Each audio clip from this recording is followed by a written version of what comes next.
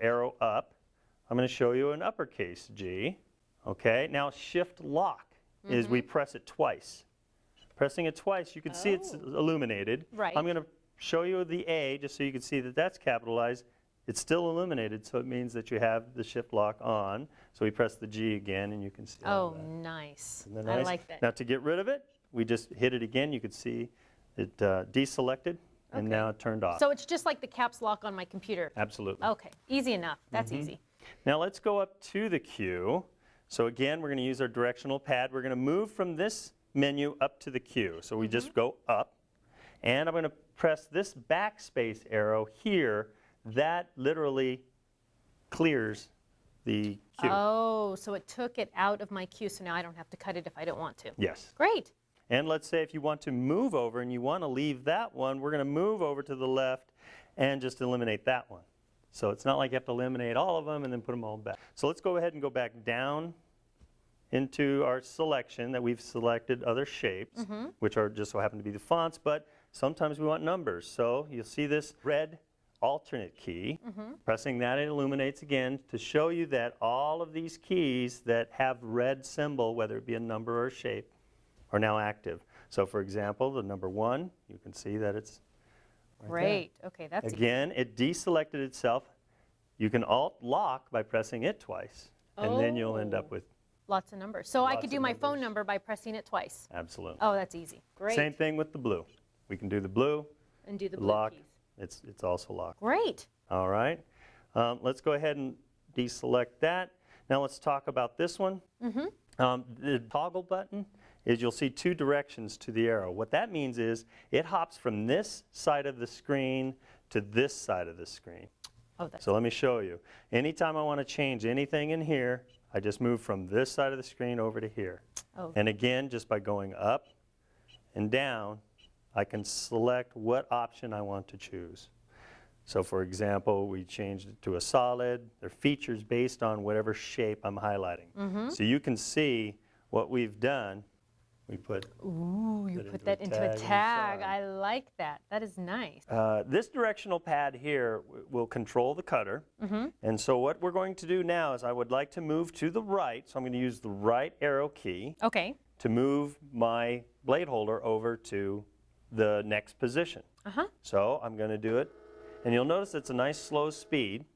What that's for is to pinpoint accuracy for certain functions. But I'm too impatient. I put a fast speed in there. So like a mouse, we're going to double click. Okay. So I'm going to double click, and you'll see how fast that goes. That was fast. And that goes in all those 4 directions, whether I want to go to the right, down, left, top.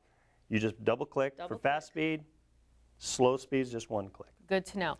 Now, I know I can remember that these move the blade because the scissors are right there also. That So is that'll really help good. me remember the scissors are there, so the blade, this is the blade section of the keypad. That's Right. good. Okay, great. Okay.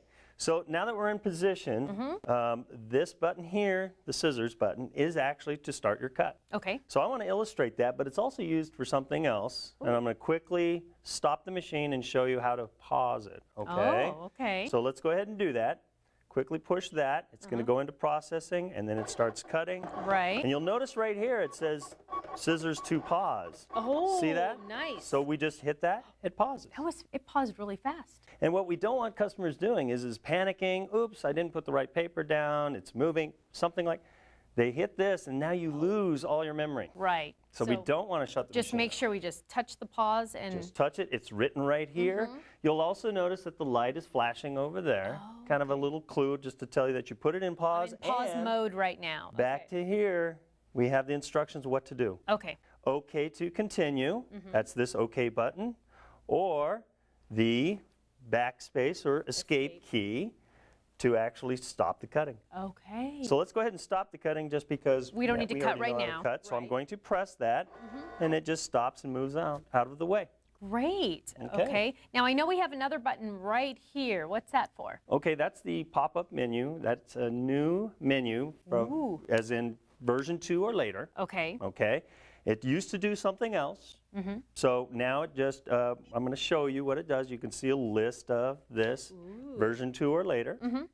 But again, we'll get into that in other segments. Okay. And then lastly, I noticed right above here, there's a whole line of keys that we haven't talked about. Okay. When are we going to talk about those? Those are the function keys, and again, Is that a those are later? a little bit more advanced too. Sorry about that. Oh, I'm just so Good impatient. stuff. I want to know everything. I love it. I love it. Well, they are neat little things, and we'll definitely get to those. Okay. All right.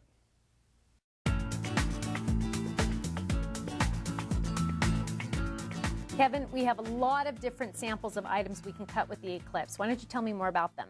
Yeah, there's a wide variety of materials that we can cut with the Eclips system.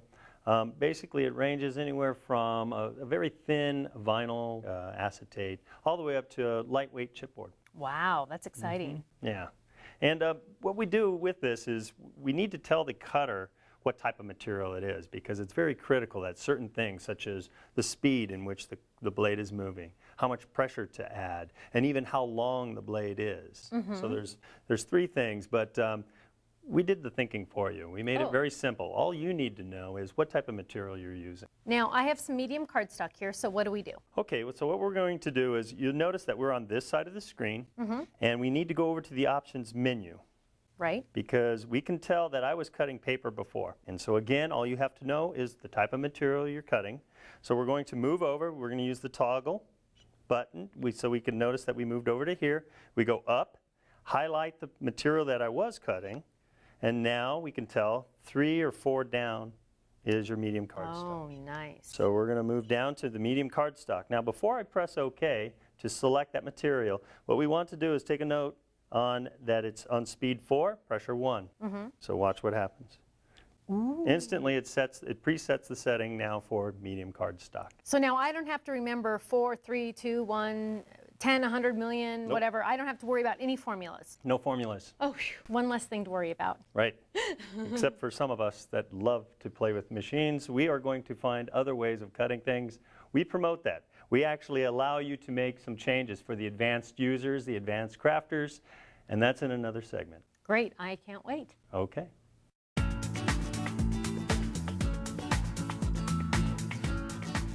Kevin, let's talk about material size. Why is it important to set our material size? Yes, it is important, because the main reason why is that the controller or the whole system only knows what you put in. It doesn't know anything else. So for example, I have set up on my controller that it's a 12 by 12. That is the default size. And I noticed that you put on there a 6 by 6 piece of paper. Right. So by placing my flower at 8 inches, if I tell it to cut, it will basically cut over. Oh, no. So you have a misproper That wouldn't work. Okay. So you as the user, you would have to pay more attention to it. What we would like you to do is to get in the habit of changing your paper size, especially if you cut a lot of 6 by 6. And we made it real simple for you. Let me show you how. Okay. Basically, we're going to toggle over. We're going to move up to the paper size. We're going to hit OK. And you'll notice a 6 by 6 is actually something that we placed in there for you. So we're going to cursor down to that. Now what you did notice is, remember I told you it's an 8-inch, you can see it written right there. Like flower shape, right? 8-inch flower. So again, by telling it what paper size you're going to do, you're going to see that the size will change. So now it knows that I have a 6 by 6 piece of cardstock in there, and it will not cut off the edge. It won't even allow you to. So it resized my flower for me. I don't even have to figure out what size my flower If you try to needs put in 10 inches, it will show you that 5.9 I love is the that. maximum I don't have to worry about it. I can just set it and go. Yes. Great. Okay. So I know we have a 12 by 24 inch mat as well. Yes, we do. And I set this up at 12 by 24, and I made it just for you. Oh, wow. Thank you. So it's very important to make sure that you always set your paper size so you can make wonderful things like that.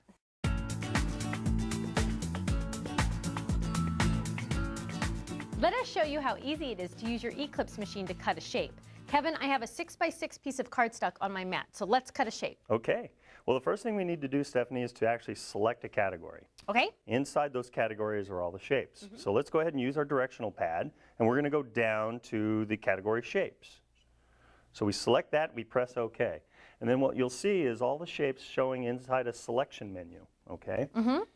What we're going to do is we're going to move to the right, and you'll notice right here there's a little arrow that indicates that there's more options. Ooh, more to look at. Yes. Great. So we're going to go, and we can do one at a time, or we built in a very fast speed by holding down, and you'll see that the images fly real fast. Oh, so if I know the shape I want is near the end, I can just hold that down Just and hold go. it down, go. Nice. I like that. So right now, let's go ahead and select the teddy bear, Oh, cute. Teddies are always cute. and all we do is press cut. Nice. Well, that's easy. And it goes. We don't have to worry about anything else. Okay, so I'll go ahead and unload the sheet. And I'll use my handy dandy spatula that's in the toolkit and pull off this negative space so we can see our adorable little teddy bear. Oh, isn't that cute? It is. I love it. I love Gotta it. admit Well, it. I can't wait to learn more about this machine. Okay.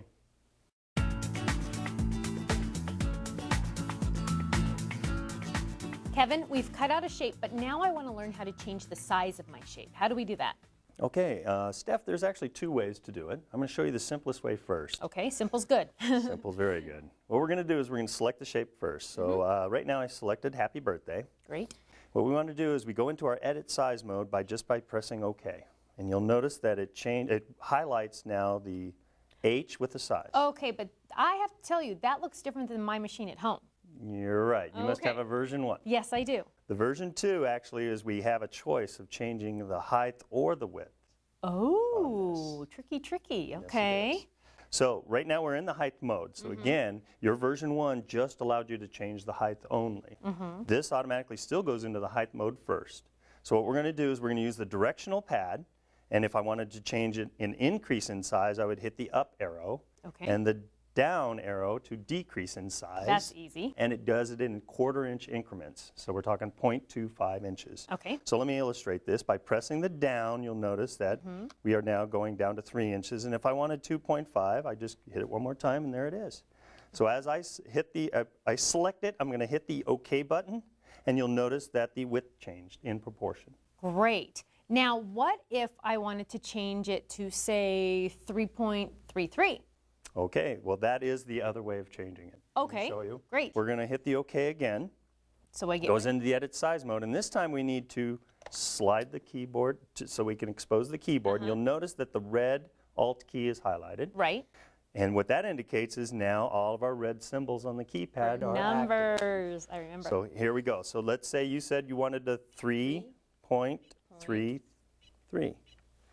Now the advantage to this is right now on the directional keypad you can only go in 1/4 inch increments. So if you want to go down to the 100th of an inch, we can do that based on a keyboard. Okay, great. And by pressing the OK, we'll select it, and again, changes in the 100th of an inch in the width in proportion. Okay, now what if I wanted to change my width instead of my height? Okay, let's do that again. I like to get tricky. And because of that, I mean, right now I'll show you a good illustration of that is the congratulations. You notice it's very short, but very wide. So we noticed that a lot of our customers were saying, I can't fit this on my paper because they can't guess Right, in proportions. right. So right away what we can do is we hit OK, we go up into our height, now we arrow over to the right. Oh, And that easy, highlights the width, so easy. now I know I have a 6x6 piece of paper. I can just limit my size to 6 inches. I hit OK, and the height changes in proportion, 1.67. Oh, wow. So it does all the math for me. I don't have to Absolutely. think. I don't have to get my calculator out and figure it out. Nope. Now, great. Now, one more thing I did notice when you were in the edit menu, so I'm going to press OK, and I noticed a little thing over here. I don't have that. That must be another new feature. Correct. Okay. It was in the booklet, of the cartridge booklet. That's right. I remember We that. have these suggested minimum sizes just because it's a better cutting. You know, if you go really small, you probably won't be able to pull it out of the paper or something like Sure. that. So we have these suggested. Well, we took it out of the booklet and we put it in here, so you Oh, don't have to open the good. booklet. Oh, great. Well, I am so excited. So now I can know exactly what size shape to make all of my projects. Yes, or suggested. You can go larger, Yes. obviously. Sounds good. Thank All right, you. you bet.